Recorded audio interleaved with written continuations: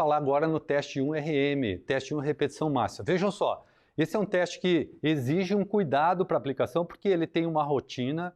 Encontrar um RM, a gente vai ver que ele vai demandar um passo a passo para a gente fazer isso. O teste 1 repetição máxima é o peso máximo que o indivíduo pode levantar em apenas uma repetição. É isso que eu quero. Ele é considerado um padrão muito bom, um padrão ouro para avaliar a capacidade de força, quando eu tenho exercícios específicos para a especificidade dos exercícios. Porém, técnica correta, gente. Muito importante a técnica correta. A gente vai falar sobre amplitude de movimento e amplitude completa de movimento, baseado na técnica correta. O Kramer 2006, ele faz uma descrição muito boa desse protocolo do teste que eu trago aqui para vocês. Olha, aquecimento com carga autoselecionada. Então eu preciso selecionar uma carga de uma forma que eu vou determinar por observação.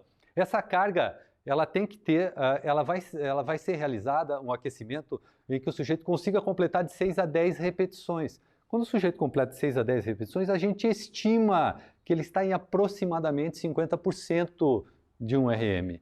Então eu preciso conhecer o meu aluno, eu preciso ter uma vivência do treinamento de força para estar fazendo essa avaliação também. Eu dou de 1 a 5 minutos de recuperação. Por que essa variação tão grande na recuperação? Condição do meu aluno. Qual é a condição do meu aluno? Ele é treinado, ele não é treinado, ele é um iniciante? Por isso, essa variação do aquecimento.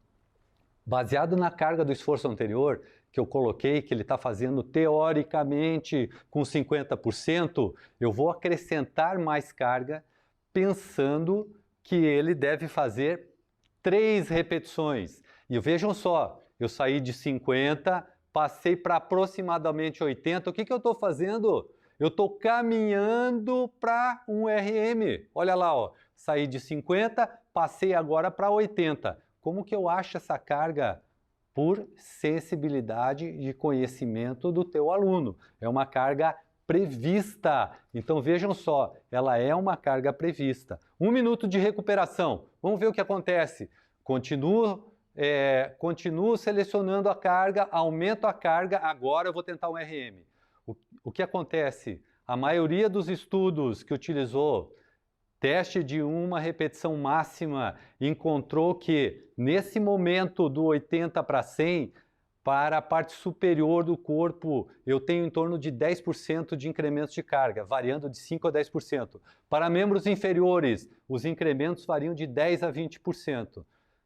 Vou ter mais 1 a 5 minutos de recuperação entre as tentativas e vou buscando a carga de 1 RM. A carga de 1 repetição máxima, onde o meu aluno não conseguir completar o exercício de uma forma perfeita, eu vou utilizar a carga anterior, e isso deve ser feito em torno de 3 a 7 tentativas com 1 a 5 minutos de recuperação. Tranquilo? De 1 a 5 minutos de recuperação. Passou de 7, não dá, vem outro dia, tem que recuperar, aí a gente perde essa sensibilidade do teste.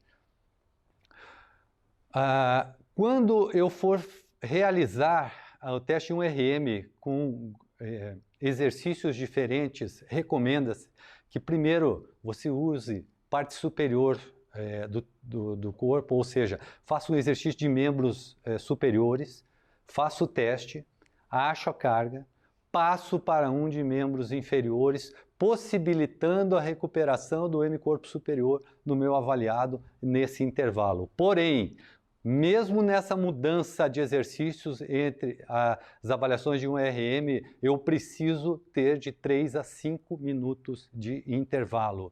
E manter sempre o mesmo procedimento entre o teste e o reteste. Isso é fundamental. Algumas também situações, ó, amplitude total do movimento, amplitude completa. Técnica, gente. Técnica. Tem alguns movimentos que a técnica correta, ela necessita de uma amplitude completa e não total do movimento. Então, observe sempre a técnica correta de cada exercício. Isso é fundamental para você observar a técnica correta. Não preciso ter a amplitude total, mas a amplitude completa que seja compatível com a técnica ótima de execução desse exercício. Há uma situação muito importante, que os atletas não tenham nenhum sintoma de lesão, não estejam apresentando qualquer sintoma referente à lesão. Anotar o horário de realização do teste para que você faça as medidas nas mesmas condições. Há uma interferência do ritmo circadiano na avaliação de força, é muito legal isso. Vamos dar uma olhadinha nisso, olha só que legal, ó. O Grick e colaboradores, 2019, eles fizeram um estudo que avalia o efeito do ritmo circadiano na capacidade de força. O que é o ritmo circadiano? É o nosso ritmo biológico diário. Como é que as nossas respostas hormonais acontecem de manhã até o momento em que à noite, quando iremos dormir. E eles verificaram algumas situações muito legais, por isso que o teste precisa ser anotado, as avaliações precisam ser anotado o horário. Olha só o que ele fez. Ele procurou verificar os efeitos do treinamento de força quando eram realizados de manhã e quando eram realizados à noite, verificando os efeitos sobre o componente de força muscular e a hipertrofia muscular. Olha só o que aconteceu. Foi observada em todos os testes maior força à noite. À noite, os resultados dos testes deram diferenças, deram resultados maiores do que avaliados de manhã. Mas olha só quando eu estou falando, então eu preciso dar meu treino só à noite? Não. Porque mesmo você treinando força pela manhã, você pode atingir os valores de força observados à noite. O que aconteceu foi que o ritmo biológico fez com que a avaliação da noite apresentasse valores diferentes. Os aumentos de força foram muito semelhantes entre os grupos, tanto os grupos que trabalharam de manhã e treinaram de noite. Então, quem treinou de manhã e quem treinou de noite teve os mesmos ganhos de força e também de hipertrofia, independentemente da hora do dia que o treinamento foi realizado. O que deu diferença, repito, foi a avaliação da força, mas os efeitos do treinamento feitos tanto pela manhã como à noite não surtiram diferença. Bom, ele usou o quê? O teste 1RM para isso. Então o teste também se mostrou uma medida confiável e segura em várias populações. Mas o que os estudos científicos têm falado ainda mais sobre essa situação da utilização de 1RM? Vamos dar uma olhadinha, olha só. O que fala? Dá para fazer em crianças e adolescentes? Adultos saudáveis, treinados e não treinados? Então, a gente procurou realizar uma pesquisa sobre várias aplicações do teste 1RM, adultos de meia idade, mulheres acima de 55 anos, pós-menopausa, indivíduos com mais de 75. Não dá aqui para a gente falar de todos esses segmentos. Procurei pegar alguns que talvez fossem bem extremos, por exemplo, crianças, indivíduos idosos. Olha só o que aconteceu nesse estudo que Feigenbaum realizou com crianças. Ele utilizou 32 meninas e 64 meninos com idade entre 6 e 12 anos. Essas 96 crianças que foram avaliadas, que têm entre 6 e 12 anos, elas realizaram um exercício para a parte superior do corpo e um exercício para a parte inferior do corpo. Nenhuma lesão foi encontrada quando se aplicou o teste de 1RM em 96 crianças. O teste foi muito bem tolerado pelas crianças e teve uma aplicação muito boa. Olha só o teste de 1RM quando foi aplicado em idosos. Olha o outro extremo lá. 44 sujeitos avaliados com idade acima de 75, olha, igual ou superior a 75. A gente não está falando 60 mais, acima de 75. Rudwick, em 2007, fez esse estudo. 44 avaliados com idade superior a 70. Essa foto aqui, ó, essa foto eu retirei do artigo, ó. É a foto que ele forneceu no próprio artigo. Então ele chega à conclusão que mesmo para sujeitos dessa idade, o teste 1RM foi um método confiável e seguro para dosar e avaliar a força nessa população. Porém, vamos lá, olha só, um estudo do Shaw, e aí eu fui procurar lesões. Então eu queria saber o que tem de lesões e 1 RM.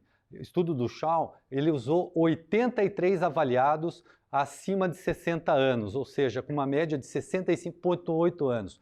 97,6 desses avaliados completaram o teste com segurança, mas aí 2,4% apresentaram lesões. Então a gente teve uma característica aí de 2,4% de lesões no sujeito. Isso é muito legal a gente entender que o teste tem essas variações, mas se a gente pensar que é 2% de lesão, é uma coisa extremamente baixa, não é? Para isso, né? Dentro dessa aplicação do teste, né?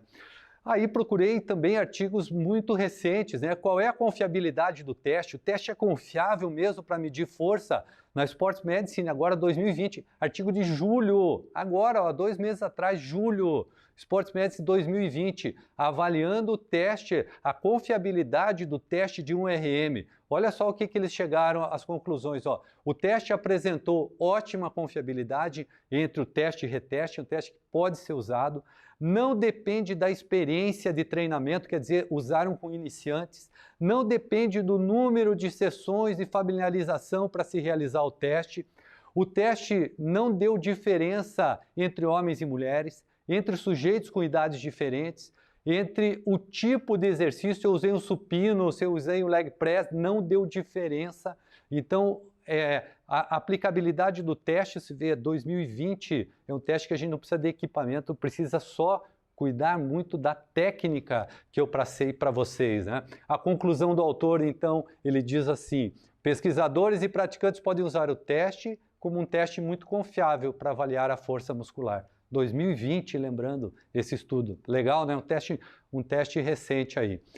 Outro estudo muito legal, usando um RM, olha a aplicação disso. Ó. É um estudo feito agora também, avaliando os modelos de treinamento de força. Eles quiseram avaliar cargas acima de 65% e abaixo de 60%. Olha o que aconteceu. Ó.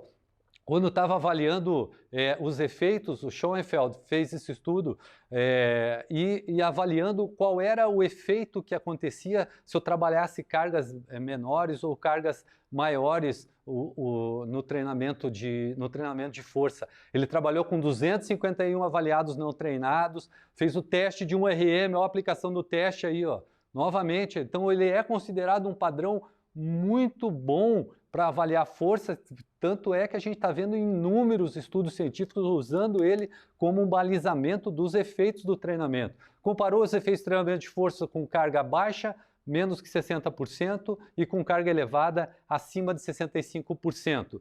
Chegou a alguns resultados. Quem treinou com carga superior a 65% teve maiores aumentos de força do que quem treinou a 60% e teve maiores aumentos de hipertrofia. Porém, o que aconteceu?